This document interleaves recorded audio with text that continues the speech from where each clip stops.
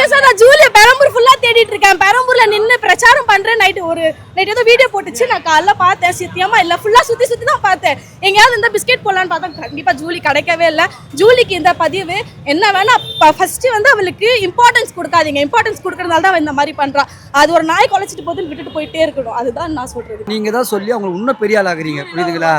ஜூலில அவ்வளவு ஒருத்தே கிடையாதுங்க. எவ்வளோ ஒருத்தே கிடையாது, அதெல்லாம் ஆளே கிடையாது. முன்ன நம்ம டிவிக்கே தான் ஜெயிக்கும் இந்த ஆட்சி. அவர் தான் வருவாரு. என்னெல்லாம் வந்தா ஆட்சிக்கு வந்தா என்னெல்லாம் பண்ணணும்? அவர் வந்து ஒரு ஆட்சி மாற்றம் தேவைப்படுதுன்னு நினைக்கிறேன். ஸோ இப்போ இருக்கிற சிஸ்டம் வந்து சரியில்லை, மேக்ஸிமம் சரியில்லை. லேடிஸ்க்கு வந்து ஒரு பாதுகாப்பு இல்லை. எல்லாமே ஒரு பெண்கள் வந்து வெளியே போக முடிய மாட்டேங்குது. ஒரு நைட் டைமில் வந்து வெளில போக முடிய மாட்டேங்குது. ஒரு சேஃப்டி இல்லை. ஸோ அவர் வந்தாருன்னா நிறைய விஷயம் மாறும் நம்புறோம். ஸோ அதுக்காக ஓட் ஃபார் டிவிக்கு. பிஎம் சார் இன்னைக்கு காலைல வந்தாரு. எனக்கு வந்து ஒரு குரூப்ல வந்து இந்த மாதிரி வரீங்களா, 500 ரூபாய் கொடுக்குறேன்னு சொல்லிட்டு சொன்னாங்க. பட் இங்க பாத்தீங்கன்னா காசே இல்லாம நிக்கிற குரூப் இது. 500 ரூபாய்க்காக நிக்கலங்க, எல்லாருமே வந்து காசே இல்லாம வந்து நிக்கிற குரூப். அதுக்கு சொல்லுவீங்களா, எதுக்கு சொல்லுவீங்களா எல்லாருமே?